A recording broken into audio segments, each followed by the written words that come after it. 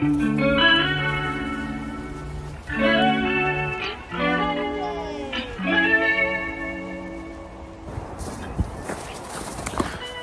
you want to keep your pup safe, these are 3 commands to teach your doggo.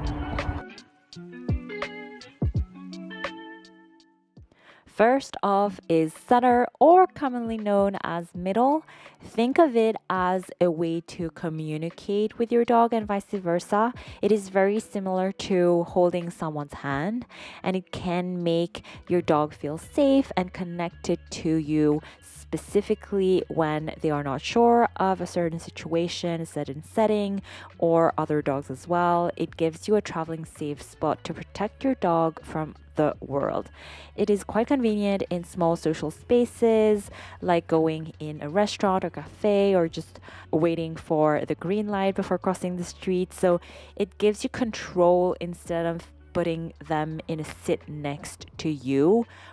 What if they jump off and you have zero control of them? Whereas when they're in a middle position, you have most of the control as the structure allows it. I've taught this trick to Aoki when he was still a puppy, and I do ask him to go in this position whenever I feel like he's getting a bit overwhelmed. Situations like that arise from time to time, especially when we're shopping around. He gets a bit stressed or anxious about other kids, as you know, and also whenever there's too much people trying to pet him, so he gets a bit nervous. In those specific moments, I ask him to go in between my legs and just go in a sit position. That way I know he's safe, he's cozy, and he feels better about the situation.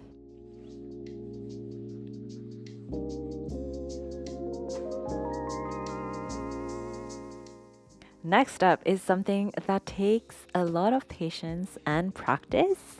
It is not sit, it is not down, it is stay. He is getting good at this.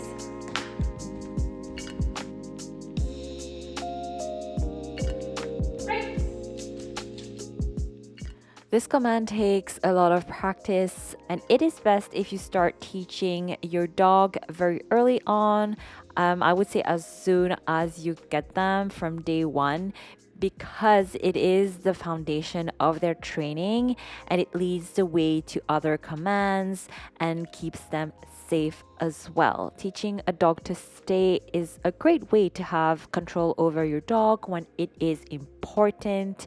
And by teaching them to stay, you can teach them to wait for treats, keep them from running out through the door, and keep them calm around company.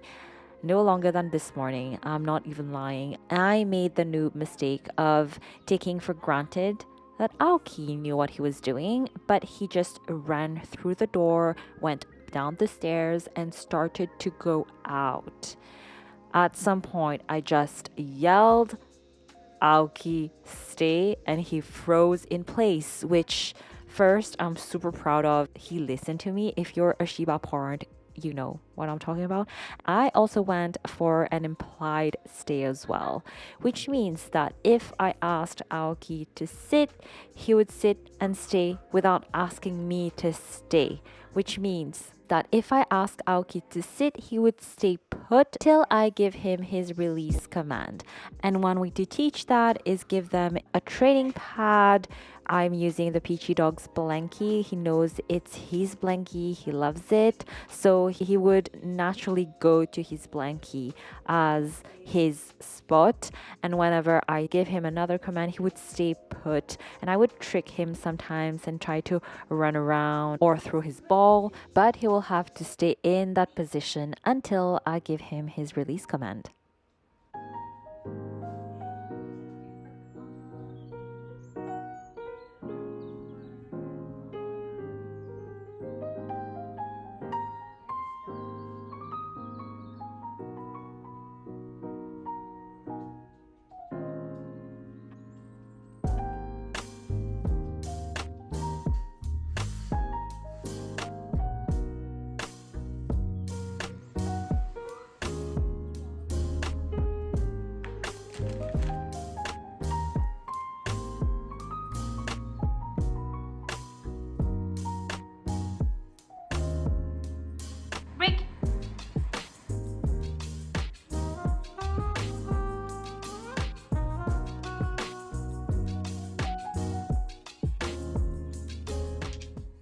Something else that comes super handy is nose targeting, often called as touch.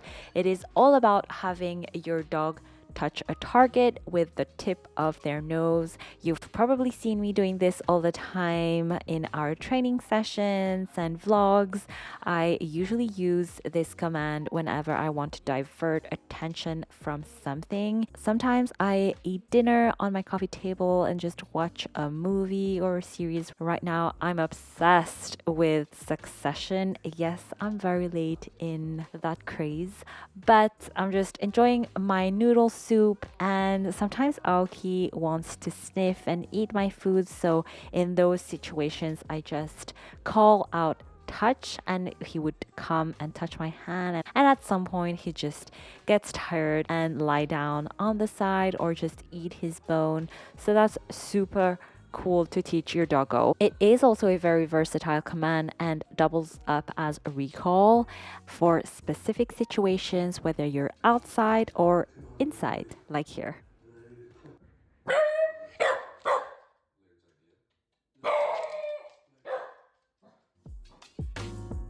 As you can see, something I need to work on is Aoki's hypersensitiveness to any knocking or noise that comes from the staircase.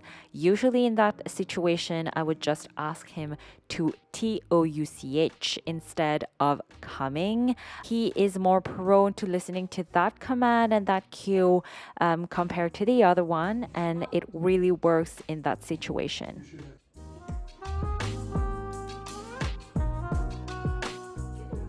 And you made it, guys. These are my 3 top commands to keep your pup safe. Let me know which one you use with your doggo, and if you have any ones you like to use as well. Don't forget to give this video a thumbs up and click the subscribe button if you made this far. It really helps our channel grow.